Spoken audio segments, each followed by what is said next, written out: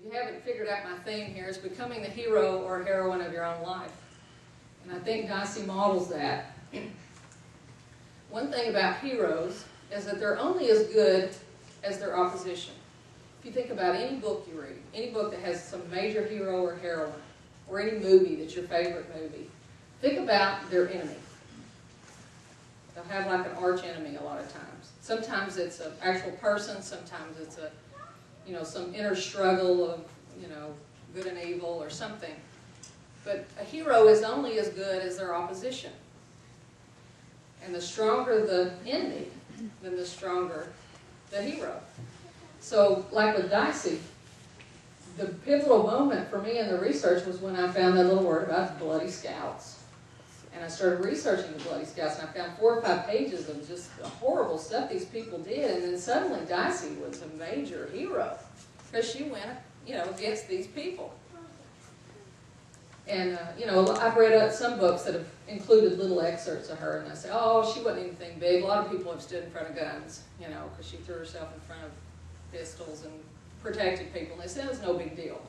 But they didn't do their research, because they didn't research her enemy. And so what does that have to do with you and being the hero of your own life? You're going to have challenges. You're going to have problems. And instead of letting them bring you down, be grateful for them, because they're turning you into the hero or heroine of your own life. The problems that you face, when you overcome them, will strengthen you and make you able to do amazing things. So instead of, we tend to get lost in our own pools of self-pity and, go swimming in those for a while. If we can turn them around and look for the opportunity in them, then amazing things happen at that point. The last point that I'd like to make about Dicey is that heroes make sacrifices. They sacrifice for what they believe in. And they sacrifice their interests, their comforts, their safety, and even their very lives for a greater cause. So on more than one occasion, Dicey did this. She willingly laid her life on the line for things that she believed in, whether it was her family or liberty, life, life, liberty, and the pursuit of happiness. She laid her life on the line for that. And so did her brothers, really. One of her brothers gave his life for our freedom. And I think Dicey would agree with Patrick Henry when he said, "Is life so dear, or peace so sweet, as to be purchased at the price of chains and slavery?" The freedom we enjoy today was purchased by patriots like Dicey Langston and her brothers and others like them. And I would hope that we wouldn't forget what they did. And I think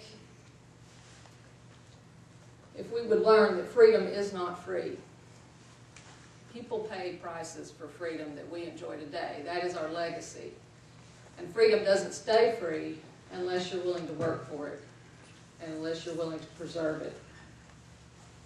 So as you go to Langston Charter Middle School and eventually the high school, I would hope that you'd always remember that you too can make a difference. And that you'll, there was a statement that Dicey made toward the end of her life that she was proud that she had 32 sons and grandsons who could take up arms and to preserve the liberty that she always fought for. I want you to think of yourselves as adopted sons and daughters of Dicey Langston, because I think I've met some of you tonight, I've talked to you, and I think she'd be proud to call you her adopted sons and daughters. And the leadership skills you're learning, the service skills you're learning, if you'll carry those throughout your life, you can make a huge impact. You're like a little army of good going out, and this world needs good people now. And I believe Dicey would be very proud of you. I know she will.